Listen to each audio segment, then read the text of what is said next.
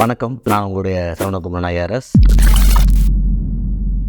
வணக்கம், நான் உங்கள் சரவணகுமாரன் ஐஆர்எஸ் பேசுகிறேன். நாங்கள் பாம்பேயில் கிண்டலாக சொல்லுவோம், ஈவன் பெக்கர்ஸ் ஆர் பிஸின்னு சொல்லுவோம். என்ன அர்த்தம்னா, அங்கே பாம்பேயில் ஒரு பெக்கர் வந்து சர்ச் கேட் ஏரியாவில் பிச்சை எடுக்கணும்னு வச்சுங்க, அவர் அந்த ஏரியாவில் தங்க முடியாது. அவர் வந்து பாம்பே அவுட்டரில் தங்கிட்டு தான் மார்னிங் ட்ரெயினை பிடிச்சி 8 to 10:30 தான் அந்த க்ரௌட் அதிகமாக பாஸ் ஆகிற நேரமாக இருக்கும் அந்த விக்டோரியாஸ் டெர்மினலில். ஸோ அவர் என்ன பண்ணணும், எங்கே அவுட்டரில் நறுவில் எங்கேயாவது கிளம்பி, அங்கே தான் வீடு இருக்க முடியும், சின்ன பிளாட்டு. அங்கேருந்து கிளம்பி அவர் இங்கே 8 மணிக்கு வந்தாகணும். வந்து 8 to 10 தான் அதிகமான பேசஞ்சர்ஸ் மூவ்மெண்ட் இருக்கிற நேரம். திருப்பி அவர் அந்த லோக்கல் இதெல்லாம் கலெக்ஷன்லாம் முடிச்சுட்டு திருப்பி ஈவினிங் ஒரு 4 to 7 8 வரைக்கும் அந்த பீக் ஹவர்ஸ். திருப்பி அந்த நேரத்தில் அவர் ஃபுல் பிஸ்னஸ் பண்ணணும். 8 மணிக்கு மேலே திருப்பி ட்ரெயின் ஏறி அவர் நெருவில் போய் அவர் ஒரு 10 மணிக்கு ரீச் ஆவார். திருப்பி நாளை காலைல ஒரு 7-8 மணிக்கெலாம் திருப்பி வரணும். ஸோ அப்போனா தான் அந்த beggar can survive in Bombay. So அதனால தான் சொல்லுவோம், even beggars are busy in பாம்பேன்னு சொல்லுவோம். இந்தியாவில் பார்த்திங்கன்னா நம்ம 4 சிட்டி எடுத்துட்டோம்னா பாம்பே சூப்பர் ஸ்பீடாக இருக்குது, டெல்லி சென்னை ரெண்டும் மாட்ரேட்டாக இருக்கும்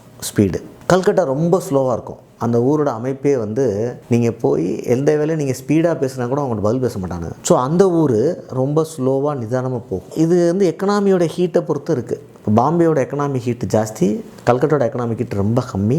சென்னை டெல்லியெல்லாம் மாட்ரேட்னு வச்சுங்க. டெல்லி கேபிட்டல்னால சில அட்வான்டேஜ் இருக்குது, பட் அதர்வைஸ் சென்னையோட ஸ்பீடும் டெல்லியோட ஸ்பீடும் ஆல்மோஸ்ட் ஒன்றா இருக்குது. இது எப்படி நீங்கள் ஃபீல் பண்ணுவீங்கன்னா, நீங்கள் ஒரே நாளில் 4 ஊருக்கு போய் இறங்கி போய் பார்த்தீங்கன்னா உங்கள் ஒர்க்கை நீங்கள் எக்ஸிக்யூட் பண்ணுறது, நீங்கள் இறங்கணுன்னா அந்த டாக்ஸி டிரைவர் எவ்வளோ ஸ்பீடாக பேசுகிறான், அவன் என்ன அவசரத்தில் இருக்கிறான், நீங்கள் போய் மீட் பண்ணுற இடத்துல அவங்க எவ்வளோ டைமில் எஃபெக்டிவாக இருக்காங்க, ஸ்பீடாக இருக்காங்க, எவ்வளோ ஸ்பீடாக முடிக்கணும்னு நினைக்கிறாங்க அப்படிங்கிற விஷயத்தை நீங்கள் பார்ப்பீங்க.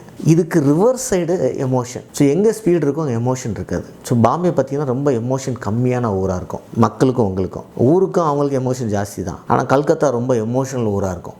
ஏன்னா டைம் நிறையா கொடுப்பாங்க. ஸோ எல்லா விஷயமும் மெதுவாக போகும் அங்கே. ஸோ யாராவது ரொம்ப ஸ்பீடாக வாழலாம் ஆசைப்பட்டால் பாம்பே போயிடலாம், டெல்லி போகலாம்.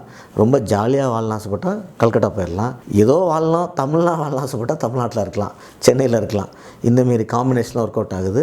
ஏன்னா ஒவ்வொரு சிட்டிக்கும் ஒரு கல்ச்சர் எப்படி உருவாகுதுங்கிற ரொம்ப ஒரு ஆச்சரியமான விஷயந்தான். ஒரு சின்ன ஒரு ஓவர் வியூ தான் நான் ஒவ்வொரு சிட்டியும் கொடுத்துருக்கேன். இந்தமாரி தமிழ்நாட்டில் மதுரைக்கு ஒரு கல்ச்சர் இருக்குது, கோயம்புத்தூருக்கு ஒரு கல்ச்சர் இருக்குது, திருநெல்வேலிக்கு ஒரு கல்ச்சர் இருக்குது, திருச்சியில் ஒரு கல்ச்சர் இருக்குது, சேலம் ஒரு கல்ச்சர் இருக்குது. ரொம்ப அமைதியாக வாழலாம் கோயம்புத்தூரில் தான் இருக்கணும். ரொம்ப ஒரு பஞ்சாயத்தை அடிக்கடி பார்க்கணுன்னு நீங்கள் மதுரையில் இருக்கணும். ஸோ இந்தமாரி விஷயங்கள் இருக்குது. நீங்களும் உங்களுடைய சிட்டி, உங்கள் டவுனை பற்றின கல்ச்சர் விஷயங்களை எங்களுக்கு கமெண்ட்ஸில் போடுங்க.